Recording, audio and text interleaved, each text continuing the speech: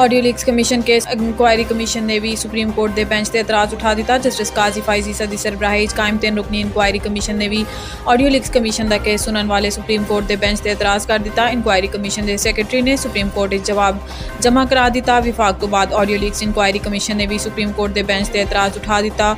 Supreme court ਵਿੱਚ ਜਮ੍ਹਾਂ ਕਰਾਏ ਗਏ ਇਨਕੁਆਇਰੀ ਕਮਿਸ਼ਨ ਦੇ ਜਵਾਬ ਵਿੱਚ ਕਿਹਾ ਗਿਆ ਹੈ ਕਿ ਆਈਨੀ ਦਰਖਾਸਤਾਂ ਕਾਬਲੇ ਸਮਾਤ नहीं। ਇਨਕੁਆਇਰੀ ਕਮਿਸ਼ਨ ਨੇ 5 ਰੁਕਨੀ ਬੈਂਚ ਦੀ ਤਸ਼ਕੀਲ ਦੇ ਤਰੀਕਾਕਾਰ ਤੇ ਵੀ ਇਤਰਾਜ਼ ਕਰਦੇ ਹੋਏ ਕਿਹਾ ਹੈ ਕਿ ਬੈਂਚ ਦੀ ਤਸ਼ਕੀਲ ਦਾ ਮਾਮਲਾ ਜੱਜਿਸ ਕਮੇਟੀ ਦੇ ਸਾਹਮਣੇ ਨਹੀਂ ਰੱਖਾ ਗਿਆ। ਬਿਹਤਰ ਹੋਏਗਾ ਜੱਜਿਸ ਕਮੇਟੀ ਦੀ ਜਾनिब ਤੋਂ ਬੈਂਚ ਦੀ ਤਸ਼ਕੀਲ ਤੱਕ 5 ਰੁਕਨੀ ਬੈਂਚ ਸਮਾਤ ਮੌਖਰ ਕਰ ਦੇਵੇ। ਇਹ ਆਡੀਓਜ਼ ਰਿਕਾਰਡ ਕੌਣ ਕਰਦਾ ਹੈ? ਇਸਲਾਮਾਬਾਦ ਹਾਈ ਕੋਰਟ ਨੇ ਹਕੂਮਤ ਤੋਂ ਜਵਾਬ ਤਲਬ ਕਰ ਲਿੱਤਾ। ਇਸਲਾਮਾਬਾਦ ਹਾਈ ਕੋਰਟ ਨੇ ਆਡੀਓ ਲੀਕ ਤਹਿਕੀਕਾਤ ਲਈ ਕਾਇਮ ਖਸੂਸੀ ਕਮੇਟੀ ਨੂੰ ਸਾਬਿਕ ਚੀਫ ਜਸਟਿਸ ਸਾਕਿਬ ਨਿਸਾਰ ਦੇ ਬੇਟੇ ਦੇ ਖਿਲਾਫ ਕਾਰਵਾਈ ਤੋਂ ਰੋਕ ਦਿੱਤਾ। ਇਸਲਾਮਾਬਾਦ ਹਾਈ ਕੋਰਟ ਵਿੱਚ ਆਡੀਓ ਲੀਕ ਦੇ ਤਹਿਕੀਕਾਤ ਲਈ ਕਾਇਮ ਖਸੂਸੀ ਕਮੇਟੀ ਦੀ ਤਸ਼ਕੀਲ ਦੇ ਖਿਲਾਫ ਦਰਖਾਸਤ ਸਮਾਤ ਹੋਈ। ਦੌਰਾਨ ਸਮਾਤ ਜਸਟਿਸ ਬਾਬਰ ਸਤਾਰ ਨੇ ਸਵਾਲ ਕੀਤਾ ਕਿ ਇਹ ਸਪੈਸ਼ਲ ਕਮੇਟੀ ਹੈ। ਵਕੀਲ ਲਤੀਫ ਖੋਸਾ ਨੇ ਜਵਾਬ ਦਿੱਤਾ ਕਿ ਸਪੈਸ਼ਲ ਕਮੇਟੀ ਲਈ ਵੀ ਉਹੀ ਰੂਲਸ ਹੋਣਗੇ ਜੋ ਆਮ ਕਮੇਟੀ ਲਈ ਹੁੰਦੇ ਨੇ। ਅਦਾਲਤ ਦਾ ਕਹਿਣਾ ਸੀ ਕਿ ਤੁਹਾਨੂੰ ਮੁਤਲਕਾ ਵਜ਼ਾਰਤ ਨੂੰ ਪਾਰਟੀ ਬਣਾਉਣਾ ਪਏਗਾ। ਵਕੀਲ ਲਤੀਫ ਖੋਸਾ ਨੇ ਕਿਹਾ ਹੈ ਕਿ ਕੋਈ ਮੁਤਲਕਾ ਵਜ਼ਾਰਤ ਇਸ ਮਾਮਲੇ ਤੇ ਹੈ ਹੀ ਨਹੀਂ, ਫਿਰ ਵੀ ਅਸੀਂ ਬਣਾ ਦਾਂਗੇ। ਅਸੀਂ ਸਿਰਫ ਇਹ ਚੈਲੰਜ ਕੀਤਾ ਹੈ ਕਿ ਸਪੀਕਰ ਤੇ ਅਸੈਂਬਲੀ ਨੂੰ ਪ੍ਰਾਈਵੇਟ ਮਾਮਲਾ ਵੇਖਣ ਦਾ ਇਖਤਿਆਰ ਨਹੀਂ। ਸੁਪਰੀਮ ਕੋਰਟ ਵਿੱਚ ਜੋ ਮਾਮਲਾ ਜ਼ੇਰੇ ਇਲਤਵਾ ਹੈ ਅਸੀਂ ਇਸ ਨੂੰ ਚੈਲੰਜ ਨਹੀਂ ਕੀਤਾ।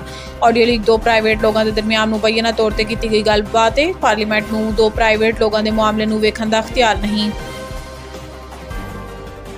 ਸਾਡੀ ਪਾਰਟੀ 'ਚ ਇਤਨੀ ਗੁੰਜਾਇਸ਼ ਨਹੀਂ ਕਿ ਸਭ PTI ਵਾਲਾ ਨੂੰ ਲੈ ਲਵੂੰ। ਰਾਣਾ ਸਨਾਉਲਾ ਨੇ ਕਿਹਾ ਕਿ ਨਵਾਜ਼ ਸ਼ਰੀਫ ਨੂੰ ਰਿਲੀਫ ਮਿਲਣਾ ਚਾਹੀਦਾ ਹੈ। ਇਹਨਾਂ ਦਾ ਹੱਕ ਹੈ।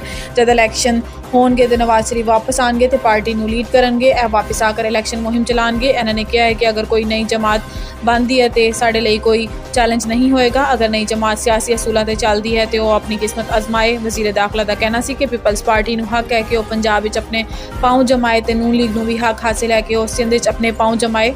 ਇੱਕ ਸਵਾਲ ਦੇ ਜਵਾਬ ਤੇ ਵਜ਼ਾਰਤ ਦਾਖਲਾ ਦਾ ਕਹਿਣਾ ਸੀ ਕਿ ਆਵਾਮੀ ਰੱਦ ਅਮਲ ਨਹੀਂ ਸੀ ਕਿ ਅਸੀਂ ਇਮਰਾਨ ਖਾਨ ਨੂੰ ਕਿਹਾ ਸੀ ਕਿ ਉਹ ਦਿਫਾਈ ਤਨਸੀਬਾਤ ਤੇ ਹਮਲਾ ਕਰਨ।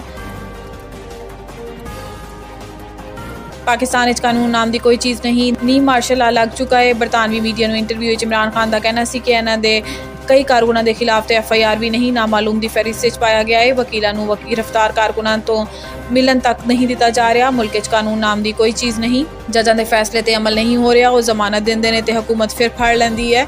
ਇਮਰਾਨ ਖਾਨ ਦਾ ਕਹਿਣਾ ਸੀ ਕਿ ਮੁਲਕ ਤਾਕਤ ਦੇ ਜ਼ੋਰ ਤੇ ਚੱਲ ਰਿਹਾ ਹੈ। ਇਹ ਮਨਸੂਬਾਬੰਦੀ ਤੋਂ PTI ਨੂੰ ਕ੍ਰਸ਼ ਕਰਨਾ ਚਾਹੁੰਦੇ ਨੇ। ਮਕਸਦ PTI ਨੂੰ ਖਤਮ ਕਰਕੇ ਨਵਾਜ਼ ਸ਼ਰੀਫ ਨੂੰ ਬਹਾਲ ਕਰਵਾਉਣਾ ਹੈ। ਸਾਬਿਕ ਵਜ਼ੀਰ ਆਜ਼ਮ ਦਾ ਕਹਿਣਾ ਸੀ ਕਿ PTI ਨੂੰ ਇਲੈਕਟੇਬਲਸ ਦੀ ਜ਼ਰੂਰਤ ਨਹੀਂ। ਸਾਡਾ ਸਾਰਿਆਂ ਨਾਲੋਂ ਵੱਡਾ ਵੋਟ ਬੈਂਕ ਹੈ। ਜਦੋਂ ਵੋਟ ਬੈਂਕ ਇੰਨਾ ਹੋਏ ਤੇ ਲੋਕਾਂ ਨੂੰ ਆਉਣ ਜਾਣ ਤੇ ਫਰਕ ਨਹੀਂ ਪੈਂਦਾ।